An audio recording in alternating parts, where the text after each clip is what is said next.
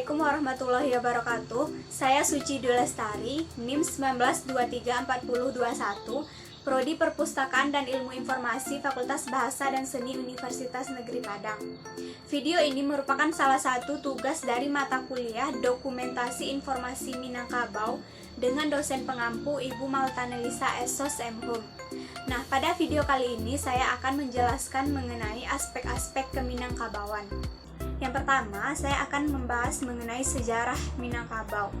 Nah, sejarah keminangkabauan dapat diketahui melalui Tambo, di mana Tambo ini merupakan sebuah hikayat yang di dalamnya menjelaskan mengenai asal-usul nenek moyang orang-orang Minangkabau hingga ketentuan-ketentuan dan budaya Minangkabau yang berlaku sampai saat ini.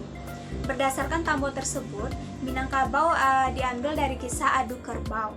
Akar kata Minangkabau berasal dari dua kata, yaitu Minang, Manang atau Menang, dan Kabau atau kerbau.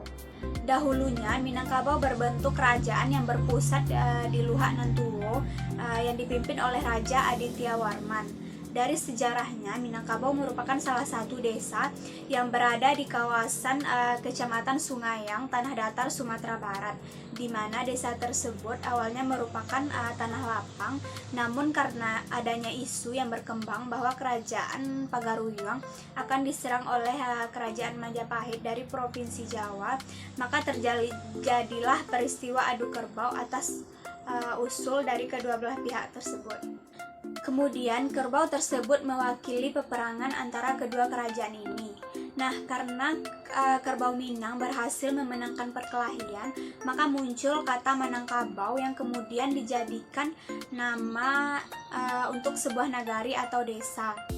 Adapun upaya yang dilakukan oleh penduduk untuk mengenang peristiwa ini yaitu dengan membentuk sebuah rumah loteng atau rangkiang di mana atapnya mengikuti bentuk yaitu seperti tanduk kerbau.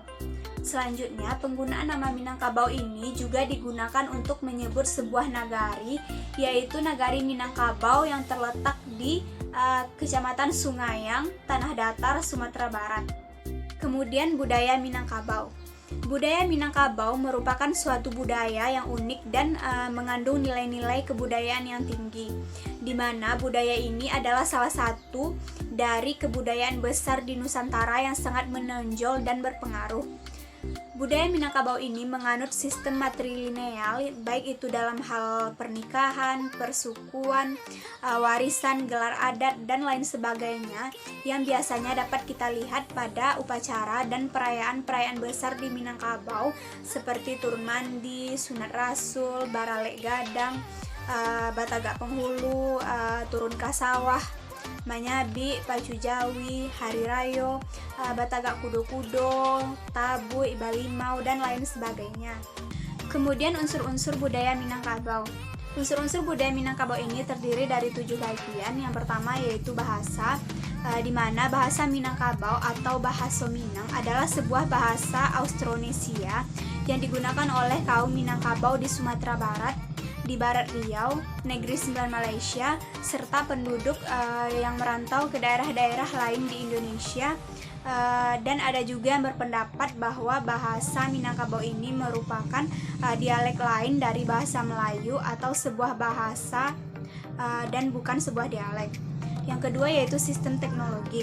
Adapun teknologi yang berkembang saat ini di masyarakat Minangkabau seperti bentuk desa dan tempat tinggal. Dalam Minangkabau, desa disebut juga dengan nagari yang terdiri dari 2 bagian utama, yaitu daerah nagari dan tarata, di mana dalam nagari ini biasanya terdapat sebuah masjid, balai adat, dan pasar. Kemudian sistem mata pencaharian. Di Minang, sebagian besar masyarakat Minangkabau hidup dari bercocok tanam. Di daerah yang subur dengan cukup air yang tersedia, kebanyakan masyarakat mengusahakan sawah. Sedangkan di daerah subur yang tinggi, yang banyak orang-orang mengusahakan sayur mayur untuk perdagangan. Selain itu, ada juga masyarakat yang hidup dari tanaman-tanaman, nelayan, perdagangan, dan kerajinan tangan. Kemudian sistem kekerabatan. Prinsip kekerabatan masyarakat Minangkabau adalah matrilineal yang mengatur hubungan kekerabatan melalui garis keturunan ibu. Dengan prinsip ini, seorang anak akan mengambil suku dari ibunya. Garis turunan ini juga mempunyai arti bahwa pada penerusan harta warisan, di mana seorang anak akan memperoleh warisan menurut garis keturunan ibunya tersebut. Adapun harta warisan atau pusaka ini dikelompokkan menjadi dua, yaitu pusaka tinggi dan pusaka rendah. Pusaka tinggi ini merupakan harta yang diwarisi dari ibu secara turun-temurun. Sedangkan harta pusaka rendah adalah warisan dari hasil usaha ibu dan bapak selama mereka terikat oleh perkawinan. Kemudian sistem pencaharian. Dalam hal ini, biasanya anak laki-laki usia 7 tahun akan meninggalkan rumah mereka untuk tinggal di surau dan belajar mengenai ilmu agama dan adat Minangkabau. Serta mereka juga akan menimba ilmu di sekolah atau pengalaman di luar kampung dengan harapan nantinya agar mereka pulang sebagai seorang yang telah dewasa, matang, dan lebih bertanggung jawab. Kemudian sistem religi.